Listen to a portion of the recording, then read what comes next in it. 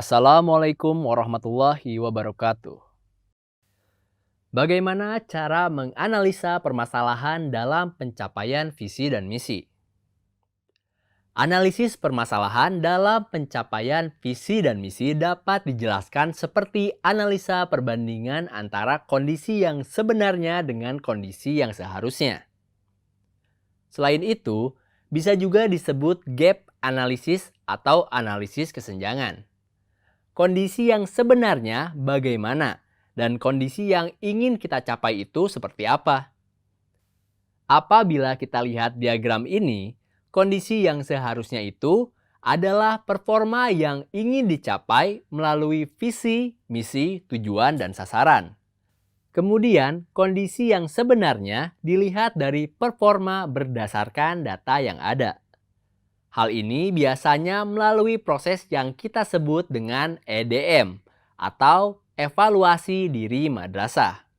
Dari perbandingan antara kondisi yang sebenarnya dengan kondisi yang seharusnya, ada gap atau kesenjangan. Kesenjangan ada 3 jenisnya. Pertama, yang bersifat minus, artinya kondisi yang sebenarnya kurang dari kondisi yang seharusnya. Kedua, kondisi yang sebenarnya sama dengan kondisi yang seharusnya. Ketiga, kondisi yang sebenarnya lebih tinggi dari kondisi yang seharusnya. Ketiga kondisi ini memerlukan strategi masing-masing. Dalam kata lain, setiap kondisi memerlukan strategi yang berbeda-beda.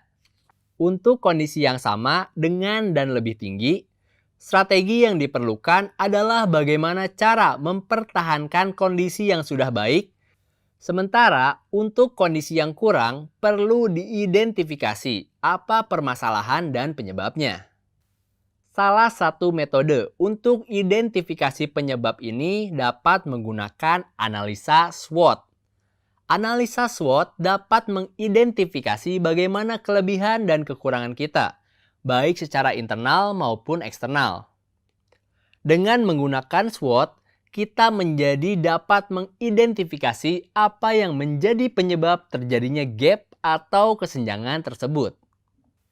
Setelah mengidentifikasi penyebab, kemudian kita dapat memunculkan program atau kegiatan apa yang harus kita lakukan untuk menghilangkan penyebab gap tersebut.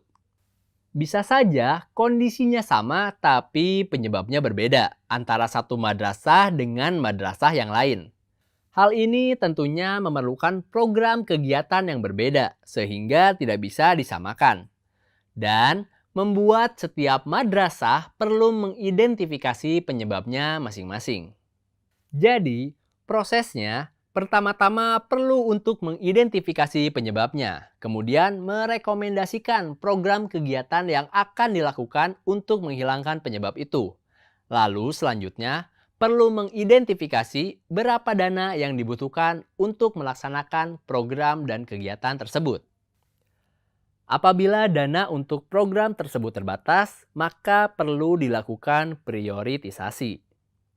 Seluruh rangkaian proses inilah yang kita sebut proses EDM dalam menyusun RKJM atau Rencana Kerja Jangka Menengah Madrasah.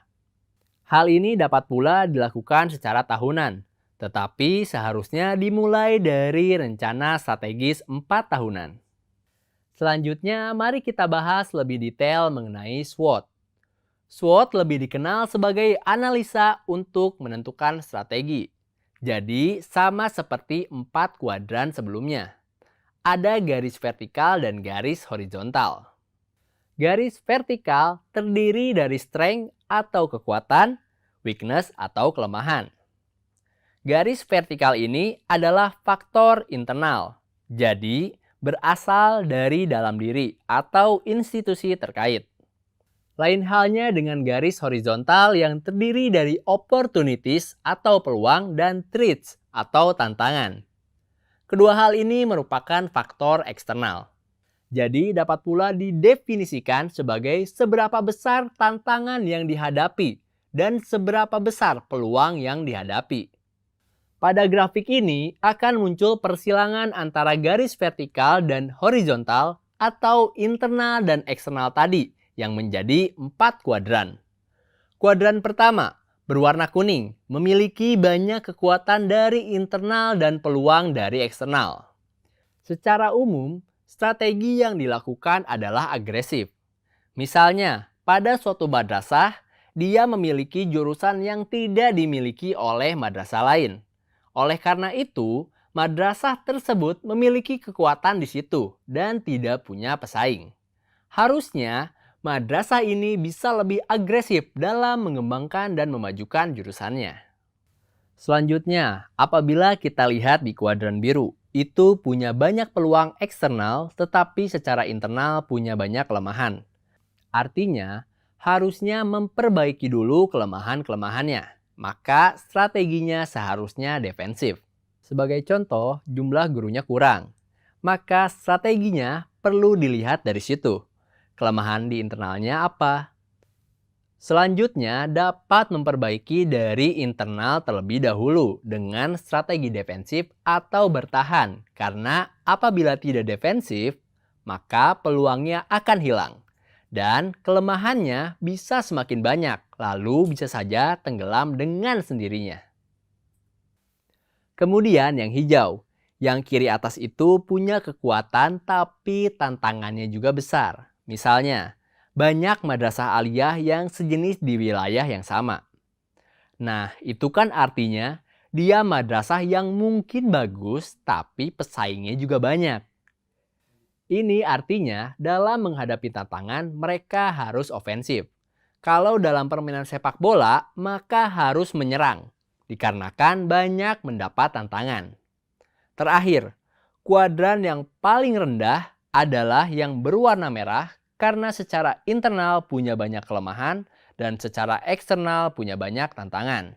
Maka dari itu, strateginya dimulai dari internal dulu, yaitu mengurangi kelemahan dulu dengan memperbaiki manajemen internal mereka untuk kemudian menghadapi tantangan yang ada. Wassalamualaikum warahmatullahi wabarakatuh.